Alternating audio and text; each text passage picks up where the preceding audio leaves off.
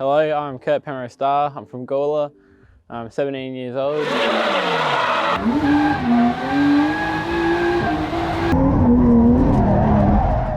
First got into cars from my brother when I was a real young fella. He used to take me to drift events or car shows in general. He always would have me work on his cars with him. He's owned back in the day he had some Commodores and stuff, and that's what I was like when I was a little fella. Then as he was growing up, he started getting into drifting, and I was there with him, all these drift events, so I'd always get up early, go to them all with him. I loved it all, and he eventually stopped drifting, but my passion for drifting continued. I'd stay up like every night watching videos on YouTube, people drift. I love it. And even cars in general, I just spend hours watching people in their cars. And I always wanted a drift car. When I was starting to come to 14, my parents always told me, they'll get me driving as soon as I can. I did some searching. I found JDMX Park on Facebook, got in contact with the owner, and said I could hire the car at 14. When I found that out, I was over the moon. Old man jumped on it straight away. We loved it. It was an awesome day, one of the best days ever, I reckon. Spent the whole day drifting, and it was pretty crazy. But then from there, me and Dad were pretty keen on getting me a drift car, and well, we haven't got any cars at all, so we didn't know much about cars ourselves between me and Dad, and we were keen on drifting, and we started looking, and I started saving. Eventually we came across my drift car, my 31 Skyline, and yeah, it's evolved over time, but it's been a good car. I was just before my 15th birthday, and I had a bit of money saved up from when I was 14, and old man was gonna match whatever I had, which was awesome. So we were looking and came across my 31 Skyline, and at the time, it was pretty well stock, had an RB20 in it, like a turbo. We did buy it off good faith. It had a blown clutch on it, and we had trust in the owner saying that everything else was all right. We weren't too sure at the time. It was a bit of a risky move we took, but we took it. We were too keen, and we put the clutch in it, and we found a gearbox was stuffed, and then we're not happy at that stage. So we ended up getting another gearbox and started to sort out. My 15th birthday was the first time I ever drove this car, and it did all right. It used to look, it never had bumpers, it was just open. It was actually really straight back then. It's gotten a lot rougher over time, but it was bone stock RB20, had S13, just stock S13 front suspension. So it did handle pretty nicely, had a little bit of lock. I had these white wheels. I have no idea what they were, but they looked hideous. They didn't last long. And sort of did my first drift event, and it went pretty well. And I was pretty happy with the car. I liked it. Did a few more. Eventually got gold wheels because I was gold wheels and lowered it as low as I could go, which was a bad idea, but hey, you do what you want to do, I suppose. And it was on 14-inch wheels, so it was slammed. And we started having problems with the car a fair few months on, like coil pack, ignitions, but we always had ignition problems with the car. Kind of just patched it up to go. Eventually blew the gearbox up with my RB20 motor, and I put a 25 box in it.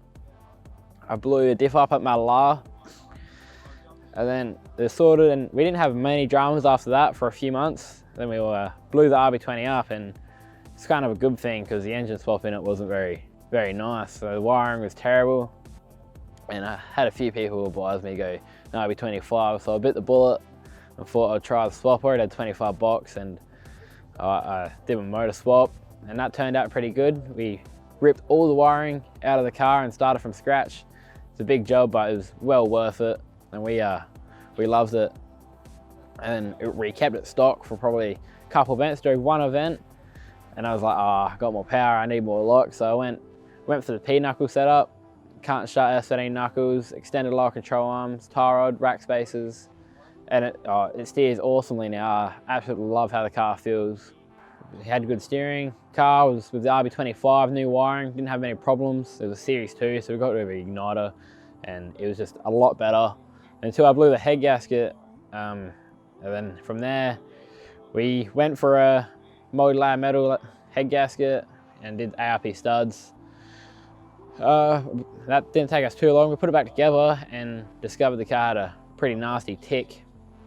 And after that event, we spent a long time trying to figure out what the tick was. we actually came across a few sponsors, which we're really fortunate to get. And with that money, we did some upgrades to the car. We got it running on an E85 now, tuned, and it was making 244 kilowatts at the wheels, which we were pretty happy with. It's got a Link ECU, split fire coil packs, a Raceworks fuel system, all the good stuff. It's awesome. Along the time frame, we did get the cage in it just because stuff was starting to get a bit more full on, and I got all the parts in it. I went to go get it tuned because I had the ticking problem. I thought it was lifters, so I replaced, but I thought it was wrong. I took it to go get it tuned, and because we put a new Link ECU in it, different fuel system, we couldn't start it because we changed everything, so we didn't know if we fixed it. We sent it to a shop, to Garage 7, went to get it tuned, and they said they couldn't tune it. It was ticking off its head, probably worse than it was before, so that was a bit of annoying. And then we bring it home, and it took us a while to figure it out. Eventually still was lifters, but we just took us a while to find ones that would work. And once we got it working, took it to Garage 7, got it tuned. They told us it was having a bit of a blow by. Made 244 kilowatts, but did it in an event and it felt so quick. It was awesome. I absolutely loved it. And it's since then, it's been awesome. It does blow a bit of oil, but RV life, I suppose. So I've competed in the SA Summer Series. I think I've done 3 rounds now. I did one when it was an RB20, and I blew my diff when it was a 31 of an RB20 in the Summer Series. I blew the diff up, so I didn't do much in there. And then round 2, that was an awesome round. And that was with the car with a stock RB25 in it. And then I did round 3 with the RB25 as it sits now, and that was awesome.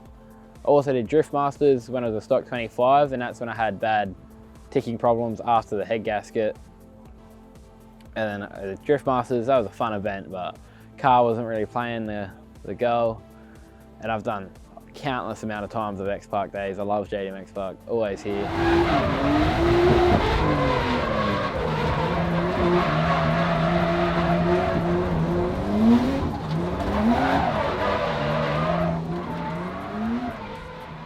I've done a few practices, and yeah, I love to drive, try and drive as many weekends as I can possible. Probably my favourite event I've ever done is Bayside, Matsuri. It was such a chilled out environment. It was just amazing. The whole street style drifting, it was crazy, and drifting, you got the ocean to your side, there's nothing was like it. I think I went through 14 tyres, 14 brand newies, and that was just, oh, I loved it. It was awesome.